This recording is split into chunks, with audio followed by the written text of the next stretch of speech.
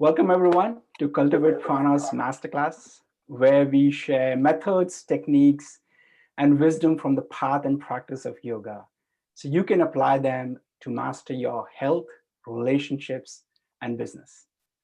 I'm your host, Devendra Narayan, and my guest speaker today is Dr. Dunja Moeller. Dr. Moeller has done extensive research and clinical training in medical anthropology. She wrote the book Gentle Medicine, a book on anthroposophical medicine. She has worked at the Center for Psychology and Social Change at Harvard Medical School, where she chaired an academic and interdisciplinary forum addressing healing and social change. Her expertise lies in integral approach, bridging the world of Western medicine and alternative health. Breathing consciously and sharing it with the world has become a way of life for Dunja. And today she'll be sharing with us Cathartic Therapeutic Breathwork and how to release our repetitive compulsions. Welcome, Dr. Dunja Moeller. Yes, thank you so much, Devendra. It's such a pleasure to be here. Yes, I kind of like to start this process with one of my favorite little kind of breathing infusions. So this is also the cathartic breathwork that I practice, but you can do it in very, very small segments to give yourself a little energy boost. Really no longer than 10 inhales and 10 exhales. And what I'd like you to do is imagine that you have this apple, and you know at the top of the apple there's this little indentation, and imagine that you are the top of the apple right here above your central energy channel or sushumna or vertical tube that goes down your spine. And the top of the apple is really open to the energies of the universe. And you want to take a deep inhale through your mouth, imagining that all these energies from the universe are coming down that vertical tube in that apple and going down all the way the vertical tube and coming out at your perineum. And then as you exhale, they come back up around your energy field and then enter again as you inhale, going down your sushumna and out your perineum, and then exhale into your field, inhale into the top of your head, down the sushumna, the central energy channel, and then again, exhale through the perineum into your field. And we'll do that 10 times. And then we'll stop and just feel those reverberations and those showers of grace from the nourishment of the universe. And the opposite way is exactly the same way, except it's the opposite way. So at the bottom of the apple, it's this kind of way where we open up to the earth. And same thing, then when I tell you to take 10 other breaths after we have that little pause, then you imagine that the energy comes up from the earth on the inhale, up your central channel. On the exhale, it exhales through your crown chakra and into your energy field again. And then inhale through your mouth again, through into the perineum, all the way up the central spine and the central channel. And then exhale all the way out again through the crown of your head and into the field. And that way you really strengthen your field with inhales and exhales and realize that you're more than your physical body and you're really a walking kind of field of movement and dynamic kind of energy. So this is a really great way to booster your field and your health as well. And you can do it in nature. You can use the sun sometimes, you know, breathing in the energy of the sun or of the trees. There's a lot of prana breathing with the trees going on right now, which is wonderful. And I live here in central Vermont, so I go out a lot. But if the sun is not forthcoming that day, you stand next to a tree. And because each organic field has something like this, it's called the toroidal field. It's a tube torus, and it's in the shape of a Granny Smith or any kind of apple you can imagine, with a little indent on the top and a little opening on the bottom. So here we go. We'll just do it through our mouth. Beautiful, And yeah. the main thing is that each breath, as in this Cathartic Therapeutic Breathwork, each breath is a new experience. So don't try to be mechanical about it. Just see if you can feel the tingling coming in through the top of your head, or any kind of sensation coming in through the top of your head. And then on the exhale, feel it going down and around your Sushumna, and then exhale into your energy field, and then inhale again through the top of your head. And then we'll have a little pause, and then I say the second part after that. So here we go. Wonderful. Okay, deep inhale. You can close your eyes if you would like to. So it goes.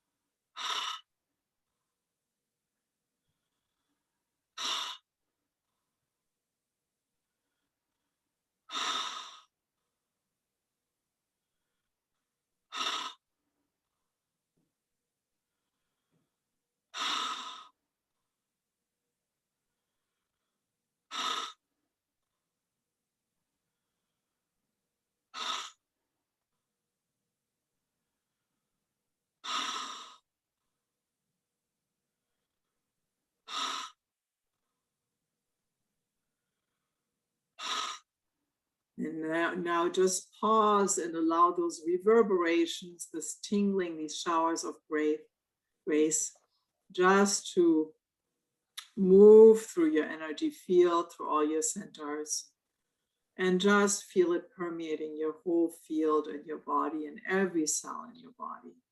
Just sitting with that for a couple of moments. And then we're going to start the other side of the tube torus after pausing for a little bit like this. And now we're bringing the energy up from the earth again through these inhales. So we start here, deep inhale in.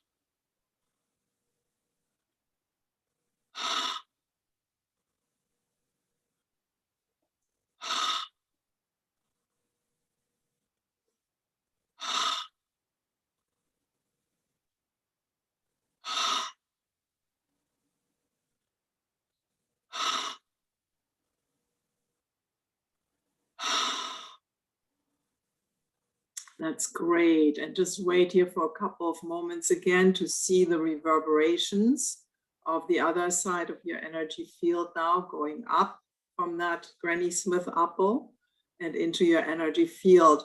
And we will do this several times more during the session.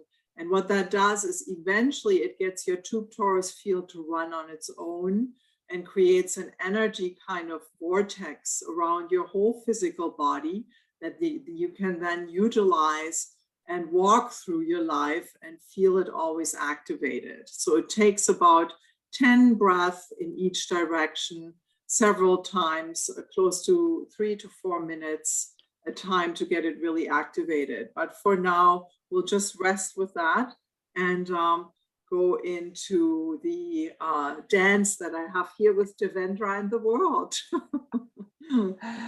That was wonderful. That's a beautiful way to start a conversation, to start a meeting. Yes, yes. What did you experience, Devendra? Did you feel any tingling? Yeah, so initially the breathing was a little bit faster for the practice that I usually do. So I had to just, maybe when we do it several other times during the session, I really get to experience it. Yes. But I got to experience the other way around, which is the movement of the energy from the perineum up towards the neck. I could fully visualize that apple, which is such an incredible correlation, because a lot of the energy fields, if you look at Earth's magnetic field as well, you look at beautiful simulations of galaxies or black holes. You see those kinds of toroidal fields. And we have one around almost every living being. So very interesting. And that's how we charge ourselves up. Beautiful. So I want to start by definitions of a few terms that was in your intro, which I'm very intrigued and I have no idea what they are. And I want to ask you, what is anthroposophical medicine, first of all? Oh, anthroposophical medicine. Anthropos means man, and Sophia means wisdom. So it is a term termed by Rudolf Steiner, who is the founder of Waldorf schools and biodynamic gardening, and a holistic form of medicine that exists pretty much across the world, mainly though many centers are in Switzerland, France, Germany. They are holistic medical centers where people already have the knowledge about having an expanded energy field and having naming it in different ways. So they talk about the etheric body, the astral body, the eye, and the larger energy field around us. And they base their therapies and medicines on this larger energy field. And the interesting thing of my research is, as a medical anthropologist, my thesis is really how our view of the world, or how our persona concept of the human being, like what we think makes up a human being, really shapes our reality. So our perceptual reality, when we think the body is just a reduction of, biochemical processes, then that's the reality you get.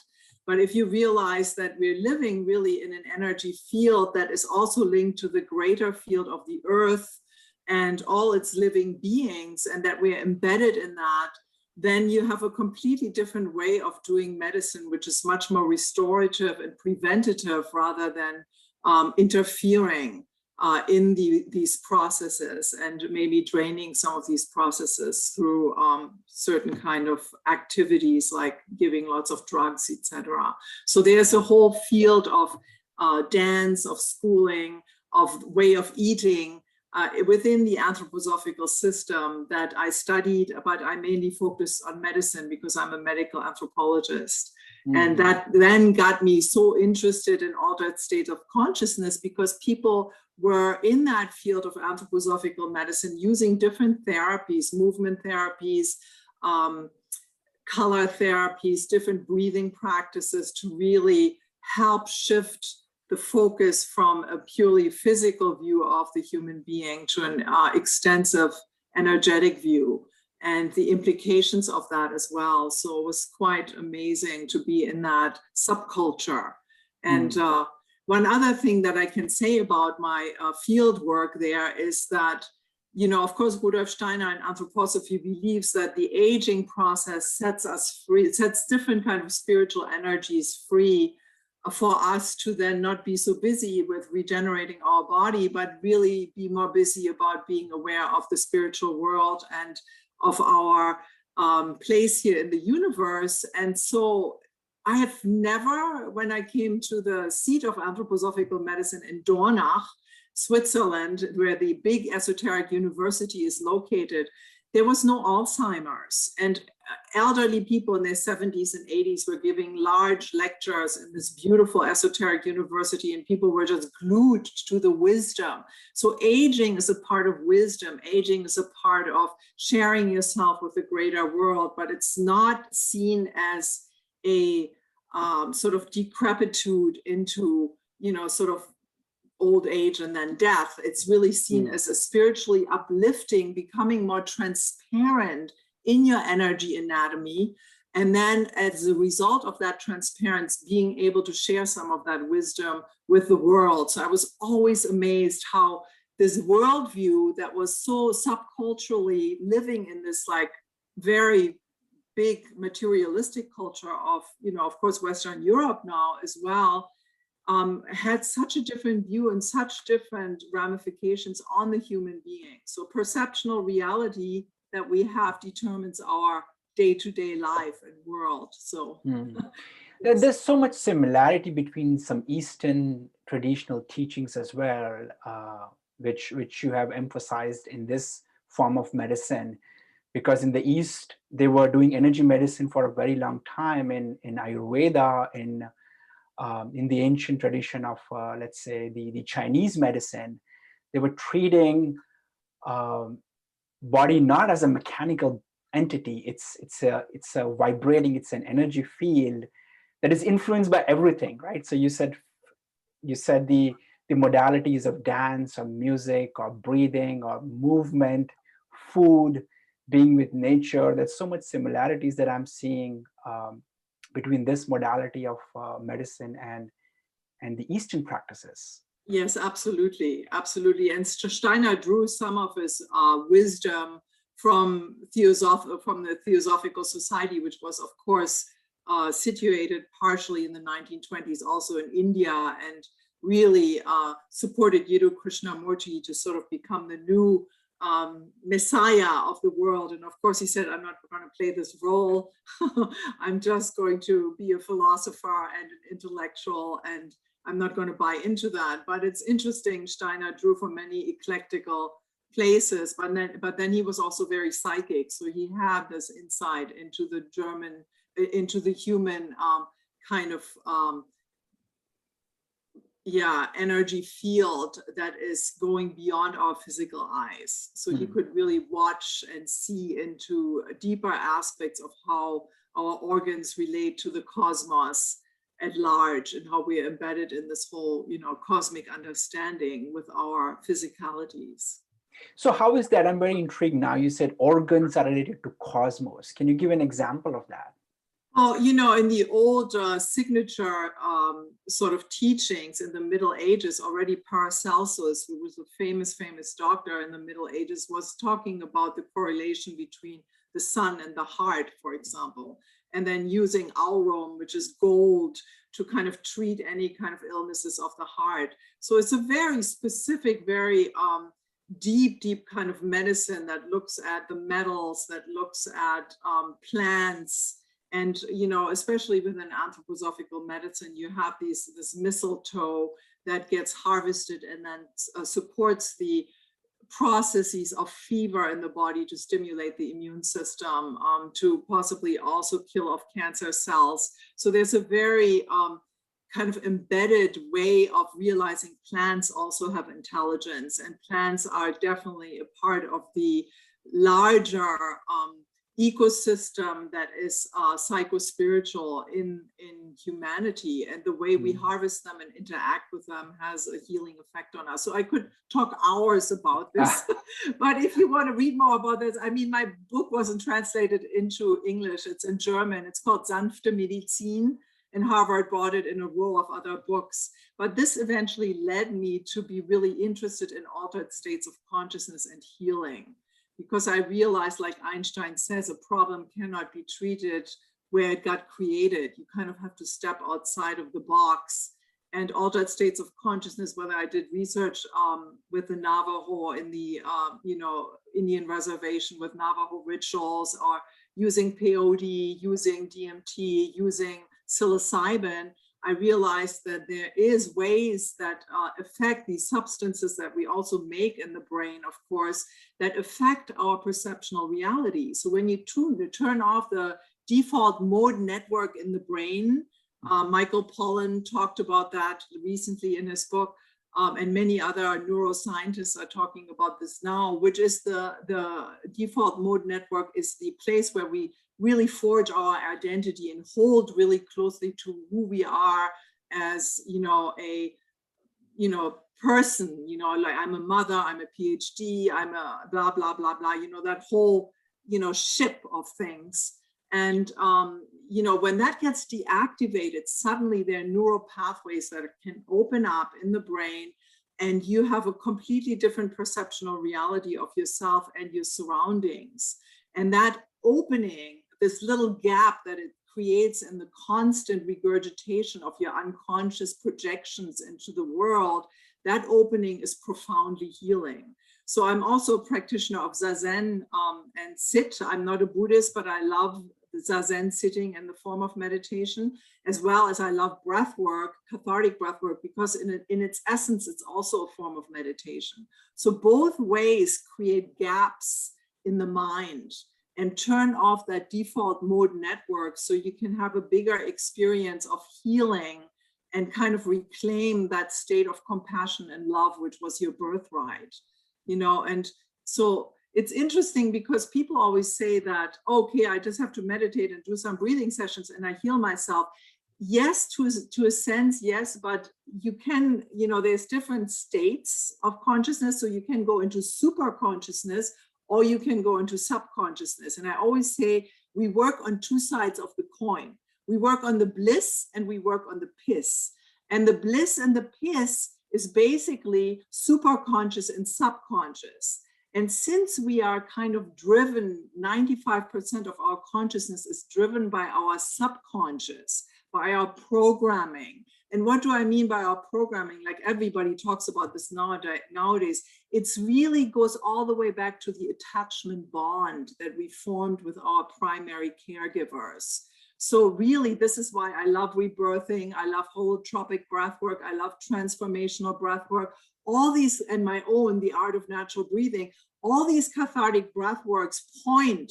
And of course, Stanislav Grof has done amazing research on this with his perinatal matrices. And I studied some with him and some of his students, and then eventually came up with my own cathartic therapeutic breathwork. But they all talk about how at the beginning of life, how if your mother was really there for you and could have and establish that initial bond when she looks at you, even though your birth must have been terrible, she looks at you and she says, oh, you know what, Devendra, I love you. This was a really tough time, this like 14 hours or 24 hours and 9 months in the womb. But now, you know what, we're doing this together. You don't have to worry about it anymore. It's you and me together. If this bonding has happened, no problem. You can be forceps, Grof says, you can be cord around the neck, you can be cesarean. It's not going to impact you because the bonding was there. But if you look at how we came into life in the 1950s, 60s, 70s, and more medicalized kind of understanding about the birthing process, there's very few people and very few caregivers nowadays that realize that there's a bond between mother and child, and the father, of course, too, but initially it's really the attachment bond between the baby and the mother. Something gets broken. And from that brokenness, all our subconscious rage and grief start to form. And because we live in a society that doesn't really allow the expression of that, and we get older, and we're learning from mommy and daddy how to behave in the world, and we get more and more rigidified and more becoming like an ice cube. So the more we become like this ice cube, the more these kind of programs and patterns in terms of relationship formation, really, that's why you can say the way you breathe on the mat, the way you breathe in a therapy session is how you do anything. So, when the way you do inhale, the way you do exhale, where your gaps are, where your pauses are, all this is exactly how you live your life in terms of intimate relationship, in terms of how you form relationship with your working partners. There's no difference. So you can see where in the breath are these programs that are coming through and then are getting projected out into the world. And because you're going into an altered state of consciousness above the breathing threshold, because normally we subventilate. So when you go above the breathing threshold, suddenly there are gaps in this, and there's this possibility to go into the subconscious, and these things can arise without being so defended. So that's why I, for example, don't do just 15 or 20 minutes of breathing, because sometimes people already get into a therapeutic process. And so it's good to have a good guide when these unconscious programs are coming up. And fortunately, Zoom lends itself wonderful to one-on-one sessions. So I can be there in that therapeutic sense really well. But so what happens is that most of 95%, unfortunately, we live on automatic. We live like little robots. We do the same thing every day. When we get close and we reach our intimacy threshold with a relationship, we go like, oh no, because that was my attachment bond. The last time this happened, mommy just dropped me, or she died, or whatever happened. So, this inability to form true intimacy and to really be there in a relationship to the world, to yourself, to your clients is prevalent and goes back to that raw bond. And of course, it gets overshadowed with so many defenses. So I have so many people coming to me with anxiety. Well, anxiety is a defense to feeling that deeper grief and anger as a result of that attachment bond breaking. You know, there's a tremendous amount of rage that is stored in our body, and rage is not a bad thing, neither is anger. I'm not talking about acting out aggression. Aggression is something different. That's acting out the anger. That's not going to help us. But in terms of, you know, realizing the raw energy of this fire of the anger, you know, when we allow that, when we can experience that, when we can move that through our energy field and out into the world, we get so much more free. You know, so much more able to be with the unknown, you know, with real change, you know.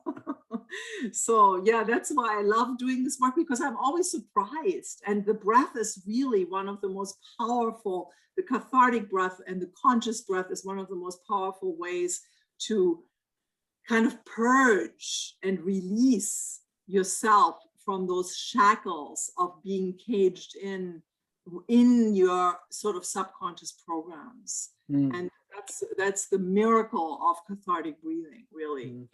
So let's talk about it, because I think we started the conversation about like plant medicine, and Michael Pollan's book is so powerful in giving us an insight of how the brain is shaped when with ayahuasca or with DMT or things like that. Yes. And you talked about how do we bypass that default mode network, and breathwork is so powerful because now we know that things like rebirthing, holotropic, there are other methods as well that allow us to slip through or slip past the default mode network into what you're calling the superconscious. That's it, the art of natural breathing. That's why I'm here. That's mine. Yes. So let's talk about cathartic breathwork. Let's talk about what is this modality of cathartic breathwork, and how does that allow you to connect with you said either the subconscious or the superconscious? Right. So, well, you know, there is not a mechanical way to connect to it, because as you know, they said like God's house has many rooms, like there's a big mansion. And when you do cathartic breathwork and you go above the breathing threshold, whether it's rebirthing or the art of natural breathing, my breath work, holotropic breath work, your method of controlling yourself gets really, really diminished. So the normal defenses that you have against life, really in the bigger sort of word, do not work so well anymore. So you're much more transparent to your implicit memory, which is your subconscious. And then when you are transparent in that way, there might be memories that are coming up from the past with sensations, with tears, with immense amount of grief, and with anger, that then suddenly with visuals, with body sensations, shaking, releases, involuntary movements, suddenly build a bridge into the explicit memory and get integrated. And then that's the course of a really good therapist. I have 10 breathing sessions, all the way going from your own biography to looking at your birth and then releasing your initial birth scenario. And then afterwards, there's another 10 sessions that work all on intimacy with the world, intimacy with yourself, and intimacy with relationships. So all of these skillfully as a therapist, you can work with what arose in the cathartic breathing session. And many times when there are people that are highly traumatized, let's say in a sexual abuse scenario, so you probably will be working with that within the 10 sessions, every session. Some memory coming up, some incredible rage, some grief coming up to get released. But the interesting thing is, once that grief has been touched or that rage, many times there is an amazing integration process and release of that energy, and the person suddenly is free for the first time in their lives to form loving, committed, intimate relationships. I've seen this again and again. So, what normally would take years and years of therapy in terms of talk therapy, and talk therapy is very necessary. So I'm not at all, saying don't have a psychotherapist. It's very nice. Sometimes I have clients doing this work and they have a psychotherapist so they can work further through certain topics that arose during that time period that need a little bit more conscious conceptual work, for the client to integrate. But in and of itself, you really allow the breath to guide you where you go. And it's interesting because many times there will be a quality of being like in the super conscious kind of non-dual realms of oneness, where you just allow yourself to kind of bathe in that kind of cosmic consciousness, and you don't think too much about who you are as a regular identity. And then as the session progresses, there's also sometimes more trust to go into the unconscious and bring up some kind of big fish or something that has been, keeping you from really living your life in a much more free way. So it's really a freeing of energy that has been solidified. And that's what all the cathartic breathworks are really doing, including mine, the art of natural breathing. Yes. So many of these, what I have learned over the course of the last year through the summit, Rebirthing Summit we did earlier this year, that many of these practices do require a guide to be with you. And it's extensive breathing. It's breathing for a couple of hours at a stretch. And then many sessions, as you said, 10 sessions probably are the least that's required for a therapeutic oriented session. Yes.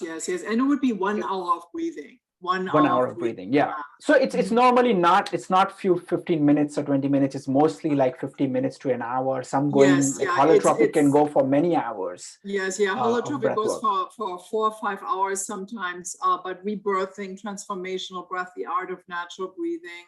Arne Ronson with his, art of natural breathing, like natural breathing, he calls it. Mine is called the art of natural breathing. So he was also one of my teachers, among other breathing teachers that I've had in my life, and he's very, very wonderful. So it's an hour of breathing, and then a 15 minutes to 10 minutes integration phase, and then you talk a little bit about your life beforehand, and then a little bit afterwards what happened in the session.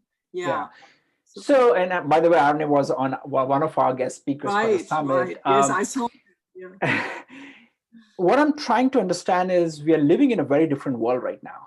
We're living in, I'm seeing a lot of group breathwork sessions that are really, getting very popular. Not that is wrong. I think that's just a style of breathing that's happening.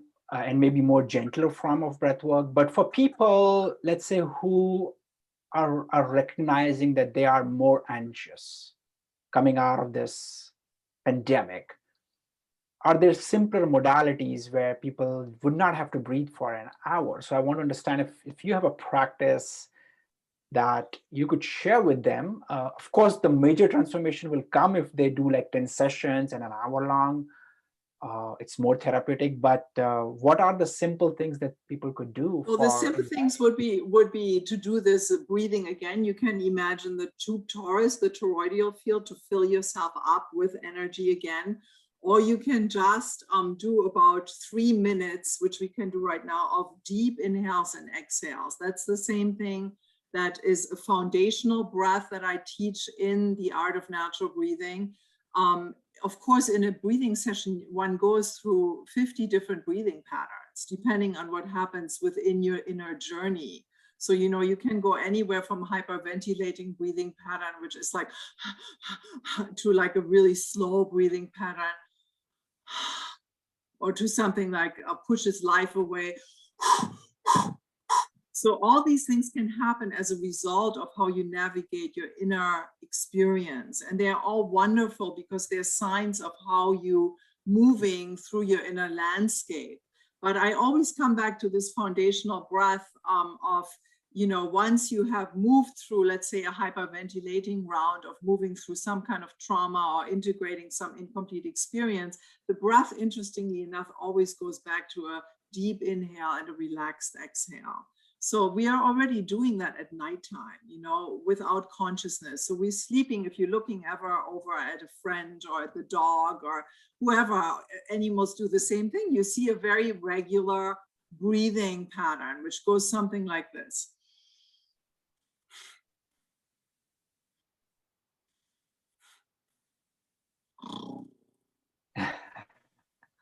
So I've seen that with my children, by the way. I think I keep seeing the circular breathing pattern. There's nobody better than kids who are maybe 6, 7 years and younger, Yes.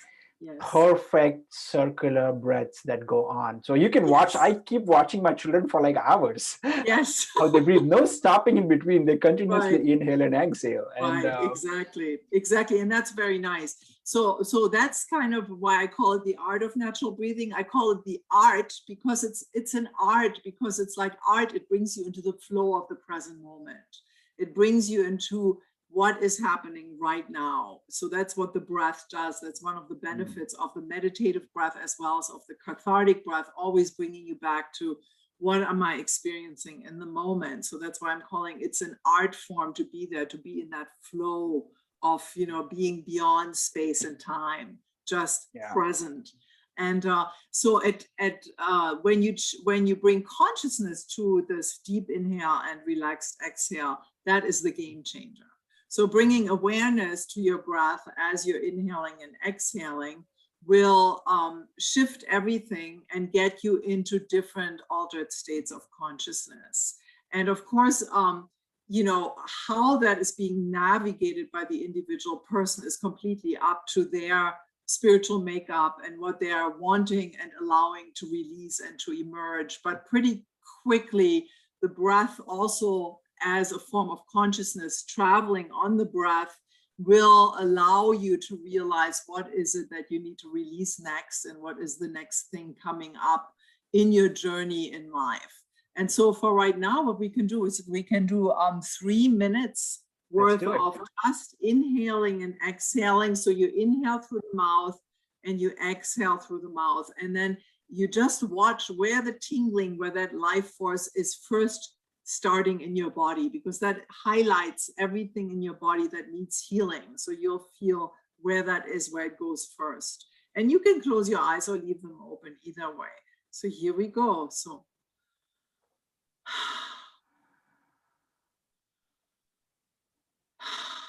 nice and circular. So once the exhale's out, you pick up the new inhale. That's right. And you really, it's almost like you have a glass of champagne up there on your upper chest, and it rises and falls with every inhale and exhale. That's nice, Devendra.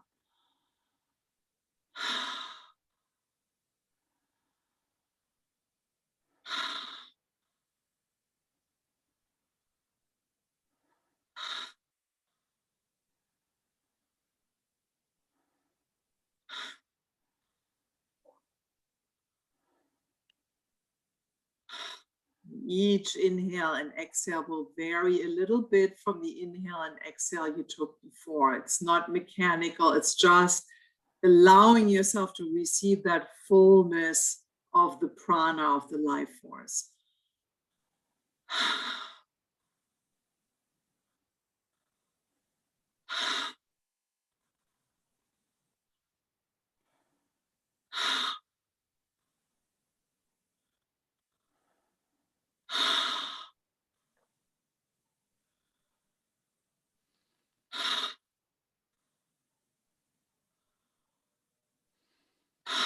And try to breathe through your mouth, just because more air gets in and it activate more of the lower energy centers as well. It's fine to do it through the nose, but you can get more air in through the mouth, right?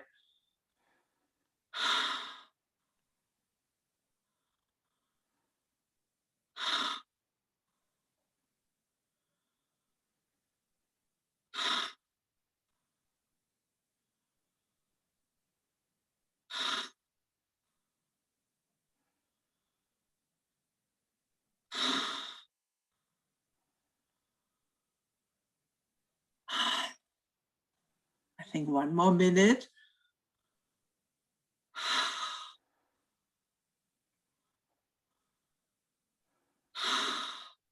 Yeah, that's nice. All the way up into your upper lungs where the heart is and where you expand the fullness of the breath. You also expand the diaphragm, but then you bring it up into the upper chest.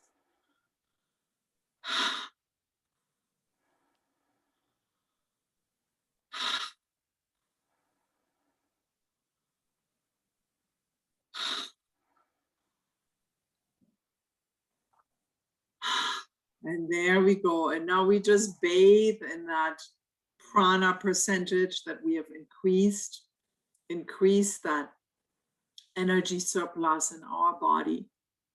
And just feeling where that tingling is, not thinking so much, just sensing, feeling into the body, feeling all these nadis and energy centers across the bodies to open up all of our bodies, not just the physical. And also, again, becoming aware of our energy field and filling our tube torus with another inhale and exhale. Yes, bringing the tube torus in again at this point and inhaling once through the top of your head, all the way down through the perineum, and then out into your larger energy field. And again, inhale through the top, out into the energy field. And then doing the opposite, gathering the energy from the perineum and then all the way up into the larger energy field, out your central channel.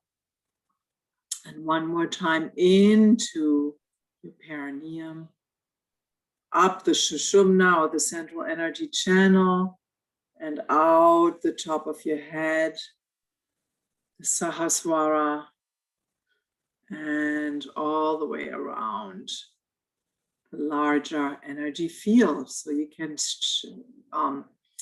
definitely complete that 3-minute breathing infusion with the going into the toroidal field around your body again and feeling that. Ooh, that was nice. I feel definitely like we've reached brain and heart coherence. That's another nice thing about this, is that with breathing like this in this conscious way, within 5 minutes or 3 minutes already, really, your brain comes into a coherent pattern, not so erratic and chaotic, but coherent. So I always imagine like these water lines that are underneath each other. And if you look at a graph of the brain, you can actually see it after breathing like that for some minutes, that the brain comes into coherence, and not only the brain, the heart as well, which actually makes us more mindful. That was a beautiful practice. It took us, 5 minutes to do that? And yeah. I could sense the movement of energy, let's say from shoulders down, and it's like a grounding, earthing quality where currents will move and down, and then I'll earth to the mother, right? So just sending Yes. that energy down. So it's beautiful. And then I really love this tube torus. I'm going to practice that more, because it just brings the practice to its fullness. It completes it. Yes. When you have only like 3 to 5 minutes, that's a great practice to do. You know, it's not really something that I do when clients come to see me and they're lying down and they're doing an hour of connected and conscious breathing through the cathartic modality. But when you're just sitting or not driving ever, or you're walking slowly in a kind of meditative way, this is great to do. You know, starting with like 10 just deep inhales and relaxed exhales, and then going into the toroidal field, activating one side of the field, you know, coming down from above, and the other side coming up and then down. Yeah, that's great. Beautiful. You just visualize the apple. Yeah. Yeah. So we can spend hours talking, but we'd have to come to a close. And if our audiences want to learn more about you, Dunja, how can they reach out to you? Yes, my website is www.workshopsforabetterlife.com, and I am available for Zoom sessions. In fact, most of my clients, because of this crisis that we are facing, this transformational crisis, I call it, are right now on Zoom, but I am seeing few in-person clients as well. And then every month I have a little breathing class, which goes for 2 hours, 1 hour breathing. And that is also open to people coming, but I would encourage you to watch the videos that I've made before you come to that practice, because that is then a cathartic breathing practice for an hour with up to 15 people. And that will be also posted on my website sometime next week. And otherwise, just email me at dunja@workshopsforabetterlife.com. And I look forward to working with you and really appreciate this time with you too, Devendra. I feel like we're doing such service to the world to change our perceptual reality through the breath and our own and everybody we're impacting. So it's every time you breathe, you're not just breathing on your own. As we know, we're all one cell, and we're affecting everyone around us, like throwing a little pebble into a pond and then the reverberations are coming out. Thank you so much. Thank you so much for your time. And I also want to find out, you do have like a training coming up sometime in March. Would you like to speak about that? Yes, it's not in March. It'll be in the summer, either in August or July. We have beautiful 18 acres here, and people can come with tents if they want to. And we'll do a 10-day breathing intensive. One of those sessions will be in the water. So I have a beautiful water brook next to me, and also a good neighbor that has a beautiful pool where we can do the cold water breathing. Twice, actually, we will be doing that. And then we have beautiful land where, we just will delve deeper into the principles of cathartic breathwork and healing yourself and the world. So as well as getting more energetic and releasing your repetition compulsions, the stuff that unconsciously runs your life. Yeah. Sounds beautiful. If I can make it, I most likely will join you then. Oh, yeah, that's so great. I love that. Yes. Yeah, so you can stay in Airbnbs and then during the session, you can possibly also have a tent, because we don't know about the situation. Usually there's not much bugs at the time of August and all that, but sometimes people like to have that little extra, aura around them in forms of a tent to breathe in. So yeah, that's great. Well, let's see if the aura repels the bugs or attracts them, right? Sometimes it does when you're really present, right? Well, yes. Dunja, thank you so much. I really appreciate your time and you sharing our wisdom and practices with us. Thank you so much. Yes, you're so welcome. Thank you so much, Devendra. Awesome. Yes.